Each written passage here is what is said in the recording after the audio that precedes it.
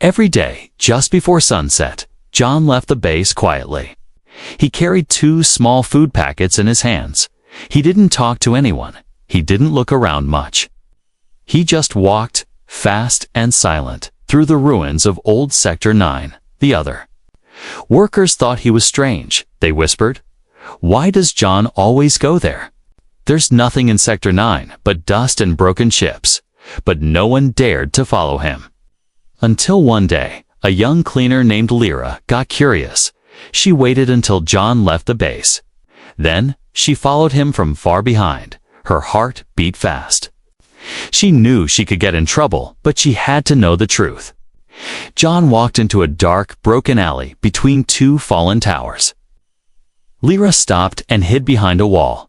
She peeked out slowly. Her eyes went wide. John was standing in front of an old alien ship. The metal was rusted and black.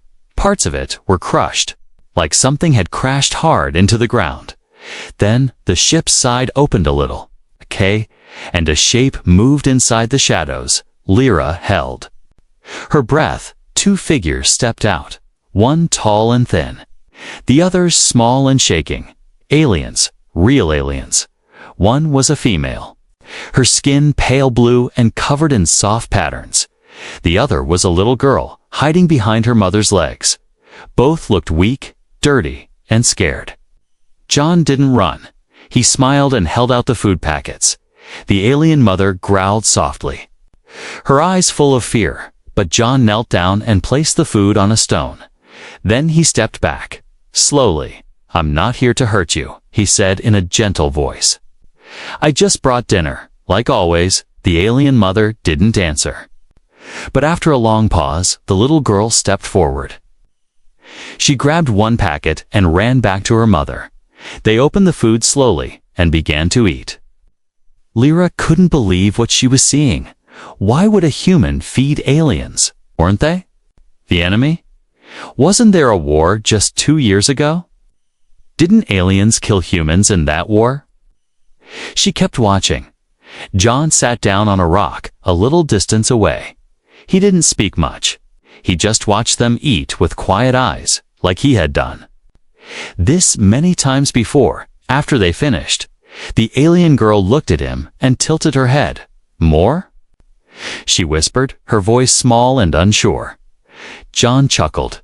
"Tomorrow," he said with a smile. "I'll bring more tomorrow."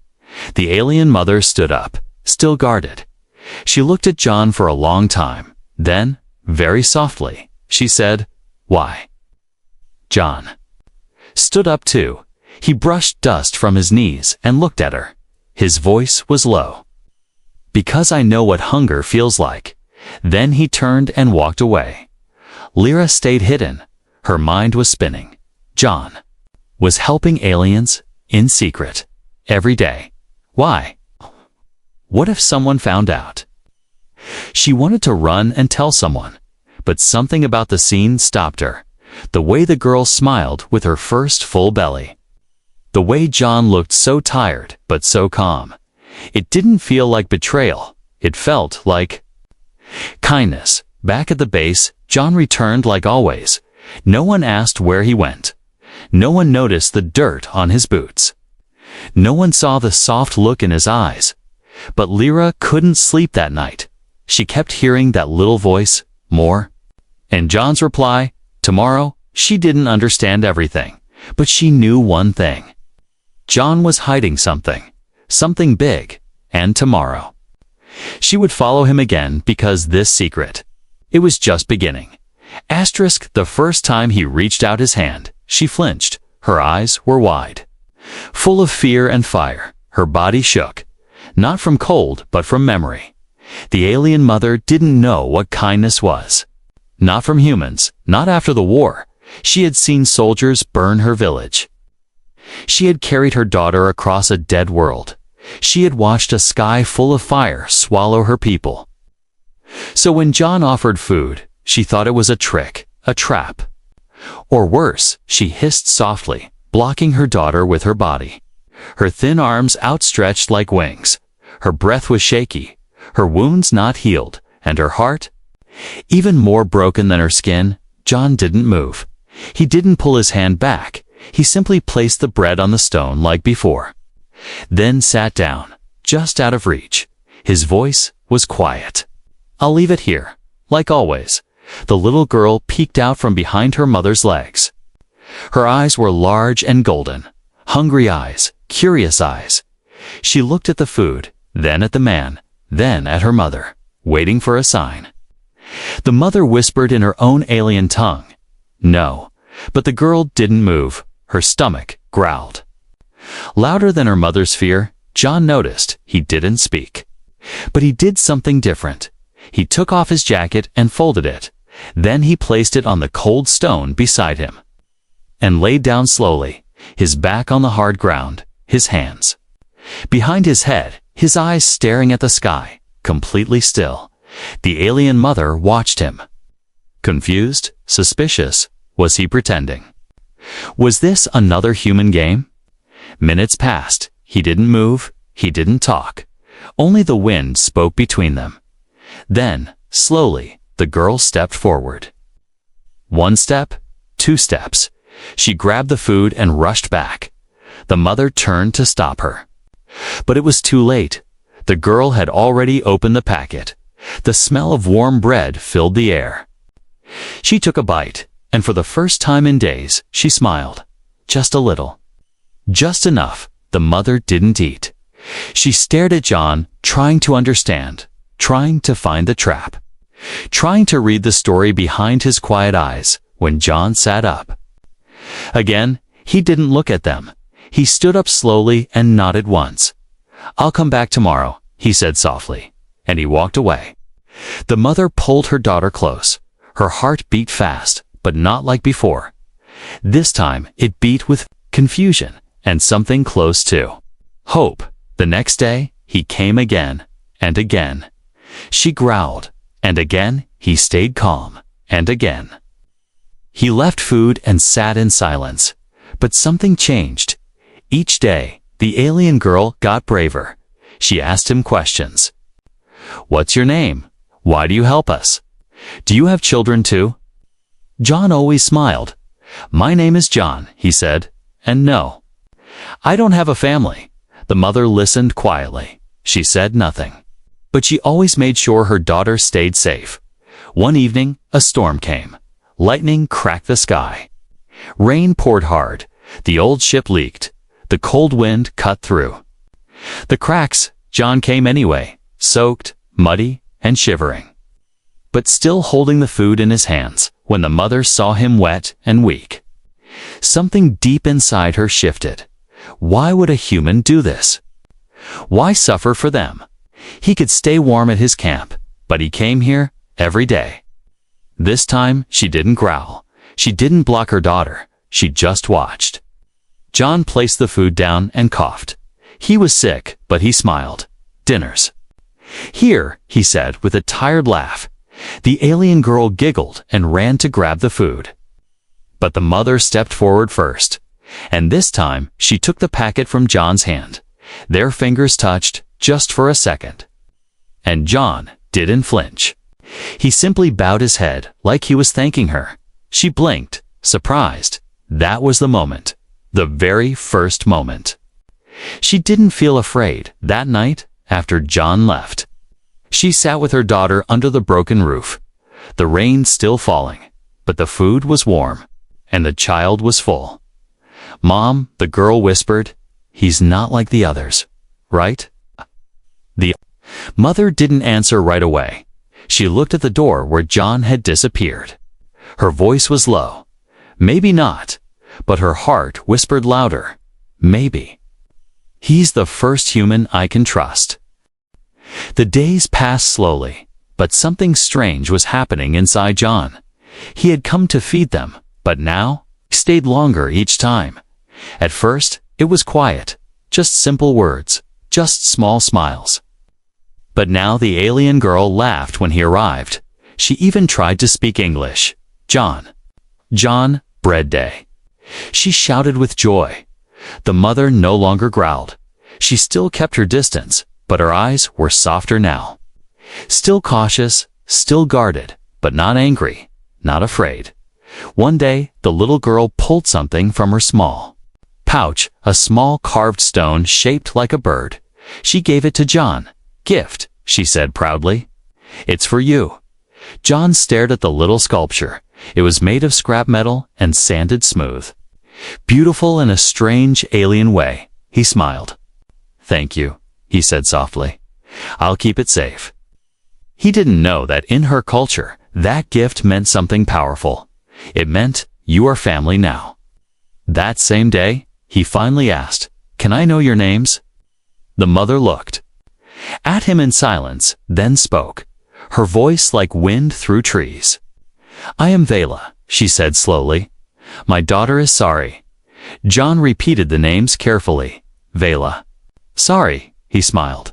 Their beautiful names. Vela blinked, surprised again. Nobody had called her name beautiful before, especially not a human. Later, as the stars began to rise, John asked another question. "What happened to your ship?" The light in Vela's eyes changed. She looked down, her voice was heavy. "It was never a warship," she said. "We were running from what?" John asked. "From war," she answered. "We were doctors, scientists, and children. No weapons, no soldiers, just families. Our home was burning. We had to escape." John's face turned pale. He had always believed the story, that any alien ship near Earth was a threat, a danger, a warning. But now, "You were refugees," he whispered. Vela nodded. Her hand gently brushed her daughter's hair. "We crashed trying to land. Others didn't survive. We were the last." John stared at the ground. His heart was heavy. He remembered the propaganda, the loud voices on screens, "Protect Earth. All aliens are a threat." But he looked at Vela and Sari now, starving, hiding, scared. No threat at all, just a mother and a child. That night, John didn't go home right away. He stayed longer. They shared stories. He told them about his childhood, about his brother who died in the war. And Vela listened, truly listened. "I'm sorry for your loss," she said softly. "We lost many too." Something passed between them then. Not words, not promises, just a shared grief, a silent understanding. They sat there quietly under the broken ship roof. Sari fell asleep on her mother's lap. John leaned back and stared at the stars, and for the first time in many years, he didn't feel alone. The next morning, John brought more than just food. He brought medicine. Real medicine, stolen from the base's storage room.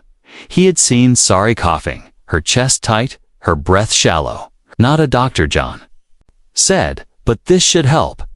Vela held the medicine close, her hands shaking. "Not from fear, but from hope. You risked this for us." John nodded. "No child should suffer," he said simply. She didn't cry. Not yet. But her eyes glistened, and her voice was almost a whisper. "You are not what I expected either." That night, as John walked back to the human camp, he felt something he hadn't felt in years. Purpose. Not orders, not missions, not survival, but something deeper. He thought about what he would do next, how long he could keep this secret, how much he could give before someone found out. But no matter what, he knew one thing now. Vela and Sari were not enemies. They were not monsters. They were not a danger to Earth. They were proof that even in war, even in loss, even in ruin, there was still a chance for peace. There was still a place for kindness. And maybe, just maybe, there was still a place for family, even across the stars. Asterisk. It started with a sound. A soft click. Almost nothing, but John's ears were sharp. He froze. Standing just outside the wrecked ship, food still in hand, his eyes scanned the shadows. The wind blew through the broken metal walls. But he knew that sound hadn't come from the wind. Someone was watching. He waited 5 full seconds. Then gently placed the food on the usual rock.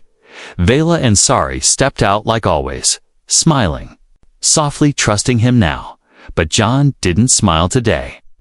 Not fully. His eyes stayed sharp, his ears stayed open, because trust could get them all killed. Back at the human base, John walked slower than usual.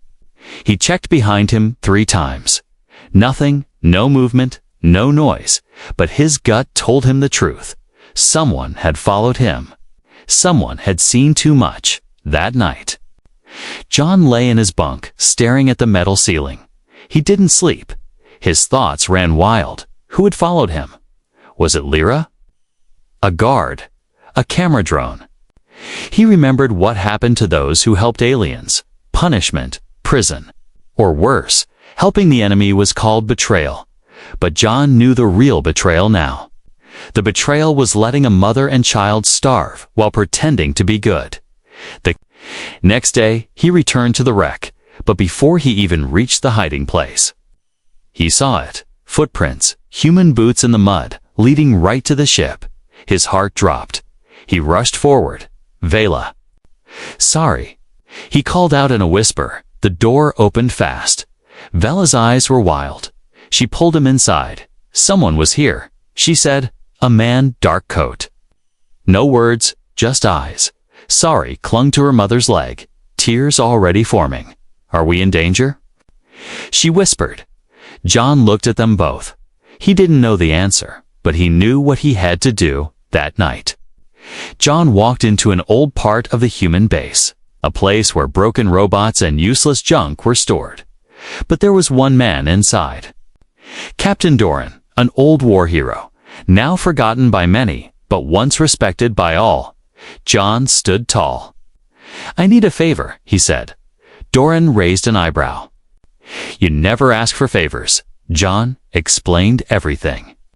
From the first day he found them, to the stormy night, to the little girl's carved gift, to the stolen medicine, to the footprints, Doran listened quietly, not judging, not interrupting.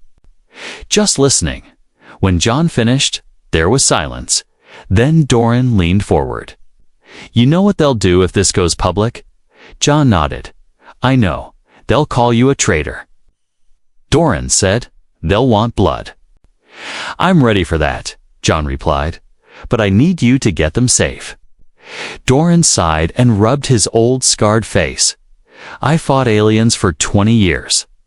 He said, I hated them, killed them, blamed them for everything.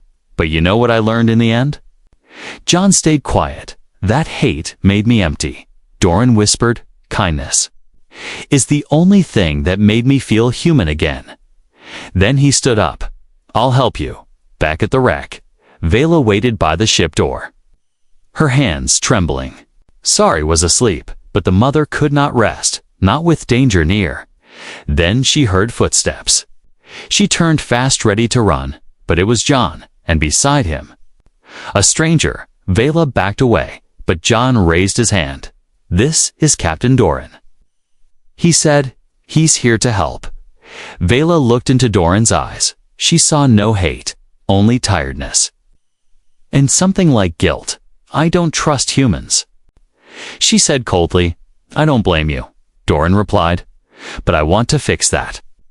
They sat and made a plan, a real one, a safe route to a nearby port, a hidden ship that could take them to neutral space, a place where aliens weren't hunted like animals, where a mother and daughter could live without fear, but it had to happen soon.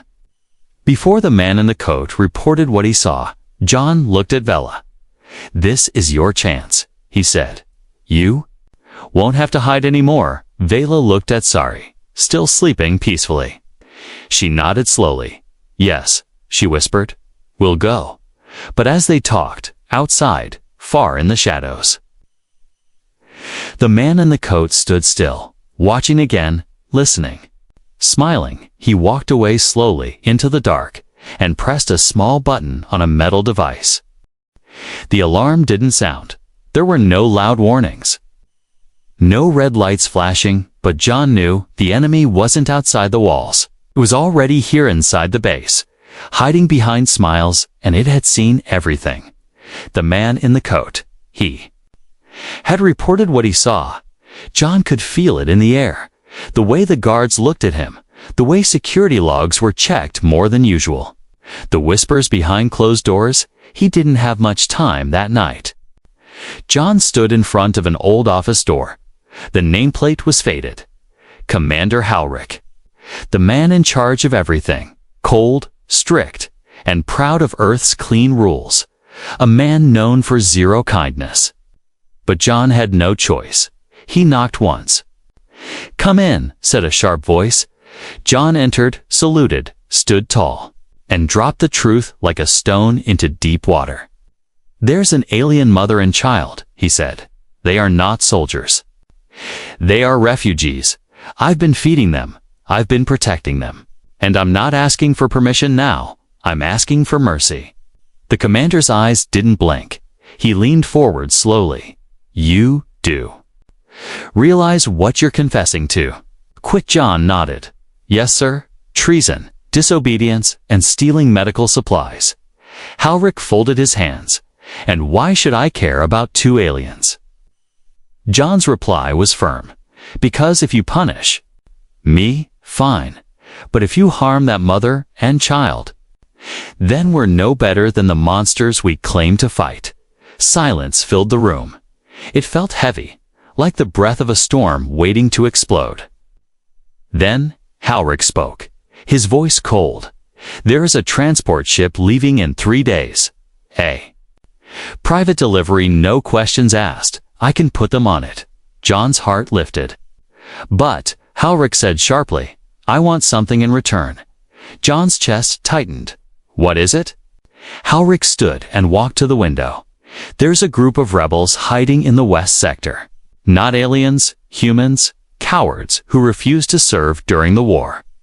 Find their location, give it to me, and I'll give thee aliens safe passage." John felt like the ground cracked under his feet.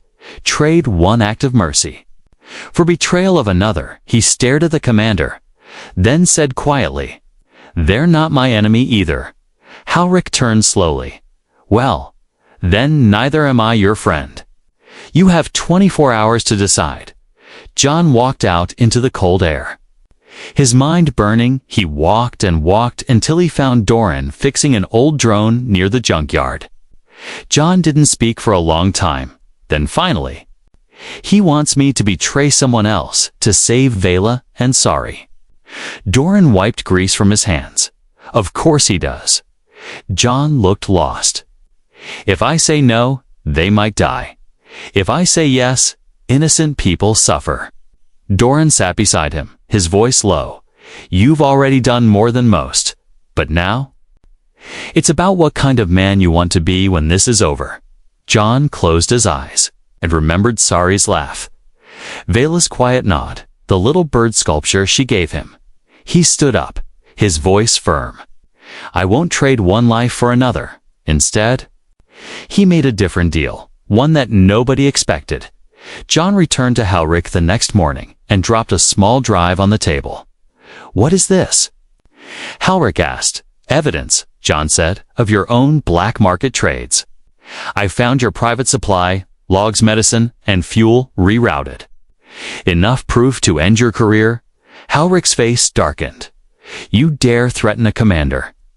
"I dare to protect a mother and her child," John said. "You let them go. You erase their record. And this stays buried." Silence again. But this time, it was Howrick who blinked first.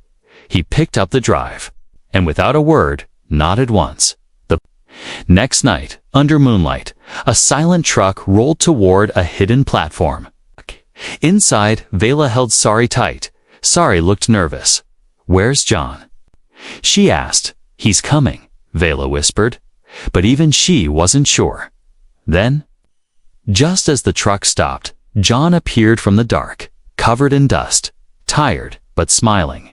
He climbed aboard. "I made sure the ship is ready," he said. "They'll take you to the neutral colony." Vela stepped forward. She placed her hand on his shoulder. "I can never repay you. You already did," John said. "You reminded me what being human really means." As the ship lifted, Sari pressed her face to the window. She waved with both hands. "John. John," she called, "come with us." But John stayed on the ground, his hand over his heart, a silent goodbye, his eyes full of peace. He had made a deal, yes, but not with power, not with fear. He made a deal with his own soul, and he didn't break it. It was quiet, too quiet. No footsteps, no metal doors creaking, no voices echoing through the empty corridors of the base. John walked slowly through the hallway, a tray of warm food in his hands. Tea didn't need to sneak. He didn't need to hide. Halric had agreed grudgingly. The launch pad had been cleared, the route was open, and the ship was waiting. But John's heart was heavy. Not with fear, not with regret, but with something softer. Something deeper. He had fed Vela and Sari. Every day, not just food, he had given them safety, smiles, and a piece of his soul. Now, for the first time, he would feed them for the last time. At the wrecked ship, Vela stood outside. She was dressed differently now. A long gray cloak wrapped around her shoulders. Her skin looked stronger, her posture taller, but her eyes still carried the same sadness. Sari was sitting on the stone where John had placed their meals so many times, swinging her legs, excited and nervous. "This is our last dinner here, right?" she asked. John smiled and nodded. "That's right." He handed her a warm pack of soft bread and fruit. She squealed with joy. "It smells good today." John laughed gently. "Extra seasoning," he said. "Special for the trip." Vela watched them quietly. She didn't touch her food right away. Instead, she looked at John with careful eyes. "You could come with us," she said softly. "There is space, there is welcome." John sat beside her, looking up at the stars. "I know," he whispered, "but this is where I belong, at least for now." Vela didn't argue. She knew that tone. It was the voice of someone who had already decided. They ate slowly, talking about nothing and everything. Sari asked silly questions. Do humans sleep with shoes on? Do Earth people eat dessert first? Do stars smell different in space? John laughed every time, answering each question like it was the most important thing in the world. He savored every word, every bite, every moment. Because deep down, he knew this was goodbye. After the meal, Sari curled up beside her mother. Eyes closing, stomach full, dreams waiting. John reached into his coat and pulled something out. It was a small bag, tied with string. Inside were 3 little carvings. A bird, a moon, and a flower. "I made these," he said, "for you too." Vela took the bag and held it close. Her hands trembled. Her voice shook as she whispered, "You carved these for us." John nodded. "I'm not very good," he said, "but I wanted you to have something human. Something from this place." Vela didn't speak for a while. She stared at the carvings, then looked at John with eyes full of quiet pain. "I will never forget you," she said, "and my daughter. She will never forget the human who fed her when no one else would." John smiled, but it didn't reach his eyes. He looked tired, older somehow. Like the weight of every choice had finally settled into his bones. The stars above them glittered, cold and distant. But down here, warmth lived in this small, broken ship, in laughter, in food, in carved wood and quiet smiles. As Vela tucked her daughter under a soft blanket, she looked at John one last time. "You've saved us," she said. "You gave more than food. You gave us life." John looked away, his eyes moist, his voice low. "You gave me something too. Something I thought I lost in the war." Vela tilted her head. "What did we give you?" John placed a hand over his chest and simply said, "Meaning," as dawn approached. John stood and stretched his arms. The time had come. He walked to the small crate he had used for weeks. The same one where he always left food. This time, he placed one last item on top, his badge, the symbol of Earth Command, bent and scratched, but still shining under the pale morning light. Vela saw it and gasped, You're leaving this behind." John looked at her with peace in his eyes. "I'm not a soldier anymore," he said. "I'm something better now." Then he turned and walked away as the shuttle warmed up, as Vela carried her sleeping daughter into a future far from war. She looked back one last time and whispered the words John never heard. "You are not just a human. You are family." The sky was gold that morning, not the usual gray, not the angry red of war, but soft gold, like a promise. The shuttle doors closed with a gentle hiss. Vela stood near the window, holding her daughter close. Sari was still sleepy, but her tiny hand pressed against the glass, searching. "John will wave," she whispered. "He always waves." Vela looked too, but the platform was empty. No guards, no commander, no John.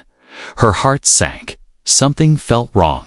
Too quiet, too still, inside the base. John sat alone in the small medical room. A nurse had just left, leaving behind a datapad and a file. The screen still glowed. Patient report.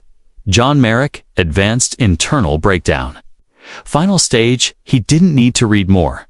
He already knew that cough, the weakness in his legs, the cold in his bones. It wasn't from stress or old wounds. It was from something deeper, something final. He had known for weeks, but he didn't tell them. He couldn't, because if they knew, they would have looked at him with pity, or worse, they would have refused to let him help, to let him matter. But John wanted to matter. Even if it was only for one alien mother and her child. He stood slowly, breathing sharp and painful, but steady. He grabbed his coat and one last message chip. Then he walked toward the launch platform, his legs aching, his time running out. The shuttle was already lifting when he arrived, too far to call out, too late to wave. But Vela saw him, a figure standing far away, hand over his heart, still. There, still watching, her breath caught. "Sorry," gasped John. She cried, tears rising in her eyes. Why didn't he come? Vela pulled her daughter close, unsure how to answer. Then she noticed something blinking on the console near their seat. A small blinking light. Private message incoming, encrypted, one recipient only. Vailash tapped the screen. John's face appeared, worn, tired, but smiling. His voice came through, slow and warm. "Hey Vela. Sorry if you're hearing this, then I made sure you're safe. That was my last promise, and I kept it. I want you to know something. The truth, I'm not well." The doctors didn't say it out loud, but I could feel it. I don't have much time left, but if I had to choose how to spend that time again, I'd still choose you. I'd still choose feeding you. I'd still choose those quiet meals and carved gifts and silly questions. Because before you, I was just surviving, but with you, I was living. Please don't cry for me. I'm not afraid anymore because I did something good, something right. Sorry. Keep laughing. Keep asking those strange questions. Never stop being. You, Vela, teach her everything. And if someday someone asks where you learned kindness, tell them you learned it from a human who is proud to know you. This was my final meal, and it was the best one of my life. Goodbye. My family. The message ended, and silence fell in the shuttle. But it wasn't empty. It was full of love, of memory, of meaning. Sari was crying softly. Vela held her close, tears running down her own cheeks, not from sadness, but from something brighter. He was gone, but he had left something behind. Not just words, not just food, but a legacy. A bond across stars, years later, on a peaceful alien world. A statue stood in the center of the capital. It was simple. A man offering food with a smile, and beside him, a little alien girl holding his hand. Underneath, a plaque read, "John Merrick, the human who fed hope, one meal at a time, and every child." human or alien, who walked past that statue learned. The same lesson: kindness doesn't need a flag, or a species, or a reason, just a heart, brave enough to give.